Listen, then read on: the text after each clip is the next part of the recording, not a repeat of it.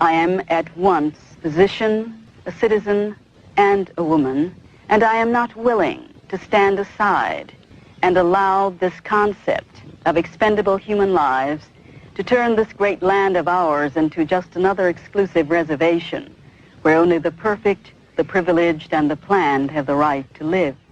Mildred Fay Jefferson was born April 6, 1926, in Pittsburgh, a little town set among the piney woods of East Central Texas. She was the only child of Millard and Guthrie Jefferson, a Methodist minister, and a schoolteacher.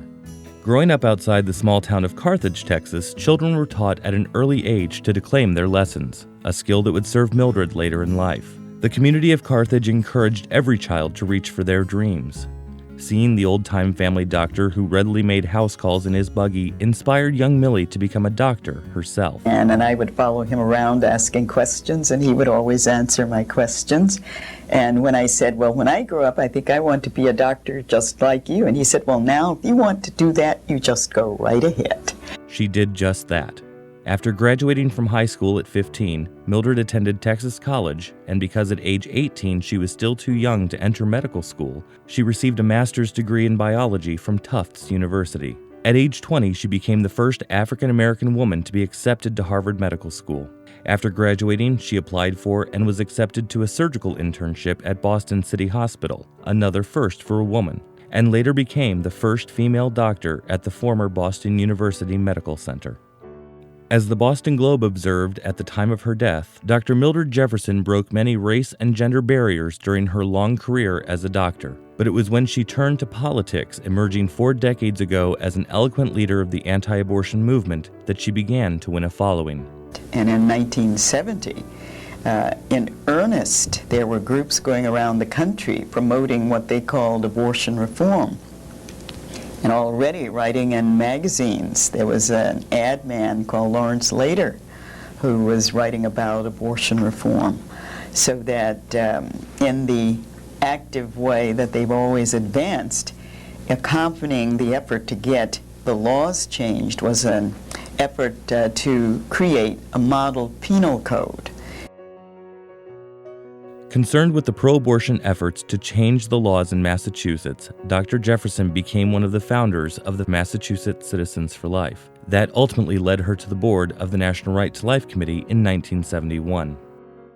Putting to use the public speaking skills she learned as a child in Carthage, Dr. Jefferson seemingly made it her personal mission to reach as many people across the country as possible with the pro-life message that every human life, from the moment of fertilization until natural death, is worthy of the protection of our laws.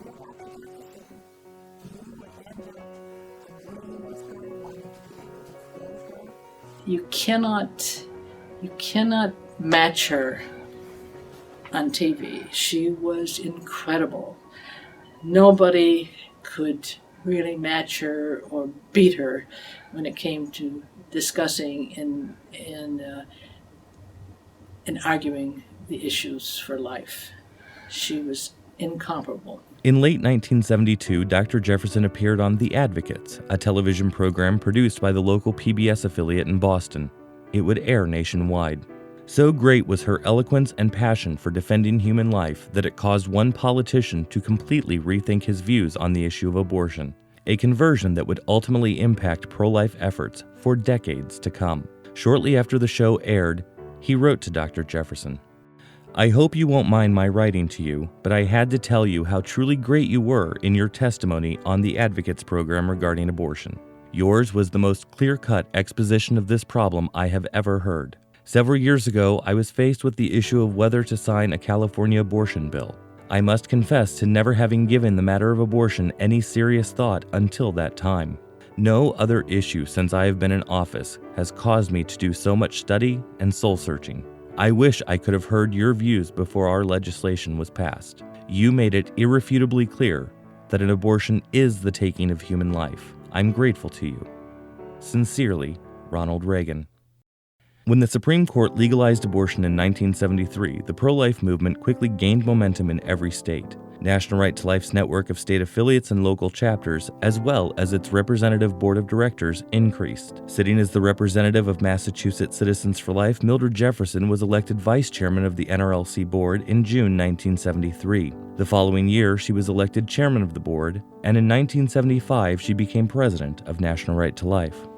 Her election as president catapulted Mildred Jefferson and her unmatched ability to articulate the pro-life message further onto the national stage. She was a highly sought-after speaker and traveled the country extensively, speaking at state and local Right to Life events and conventions.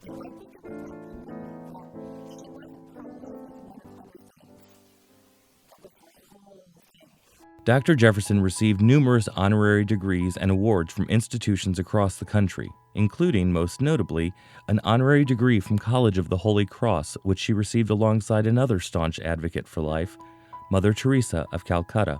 These opportunities were used to share National Right to Life's life-affirming message and philosophy.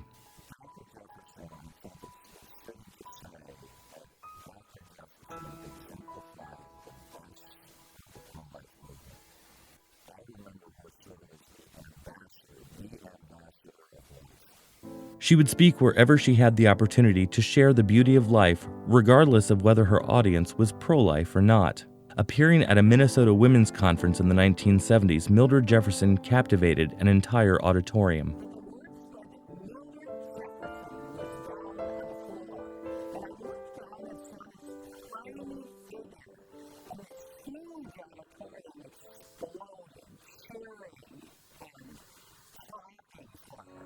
Reporting on Dr. Jefferson's travels, the National Right to Life News remarked, "The favorable press she generates for the Right to Life cause is unique and a welcome byproduct of her many talents.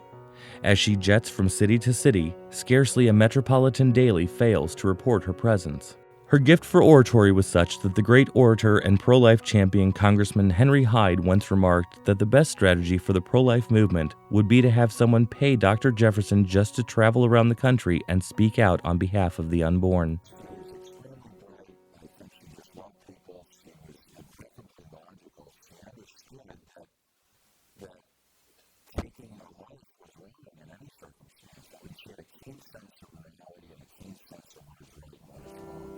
Dr. Jefferson would use her credentials as a surgeon and the fact that she was a woman as a springboard to talk about protecting life and the realities of abortion at conventions, in the press, and in numerous appearances before various congressional committees. In one congressional appearance in 1981, she told members, "With the obstetrician and mother becoming the worst enemy of the child, and the pediatrician becoming the assassin for the family, the state must be enabled to protect the child, born and unborn." During those congressional appearances, Dr. Jefferson certainly encountered pro-abortion members of Congress and knew it fell to pro-lifers to change the political tide in the country.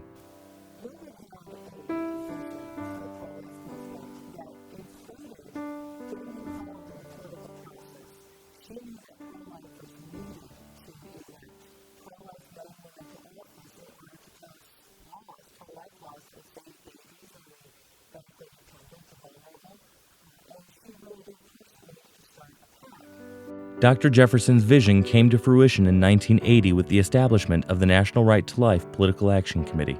As a direct result of that vision, over the past 3 decades, NRL-PAC has helped provide the margin of victory that sent hundreds of pro-life men and women to the nation's halls of power in both the Capitol and the White House. Whether it was testifying before Congress, speaking before a group of concerned pro-life citizens, or talking one-on-one with a friend or colleague, the effusive Dr. Jefferson connected with every person to whom she spoke.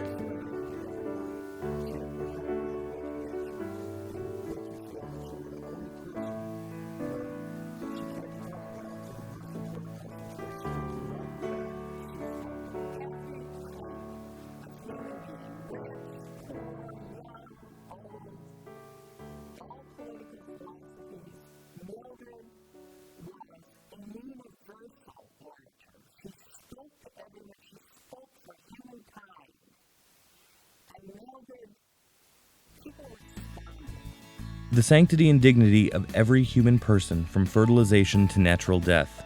It was a universal message from a universal orator. Dr. Jefferson knew this was a cause that would bring together a cross-section of America. Writing in the 1977 National Right to Life Convention book, she observed, "We come together from all parts of our land, we who are known as the Right to Life people. We come rich and poor, proud and plain, religious and agnostic, politically committed and independent. We can only agree on our respect for life and our determination to defend the right to life." After devoting decades of working to protect the most vulnerable, Mildred Jefferson never thought of quitting. She continued to share the pro-life message to all who would listen.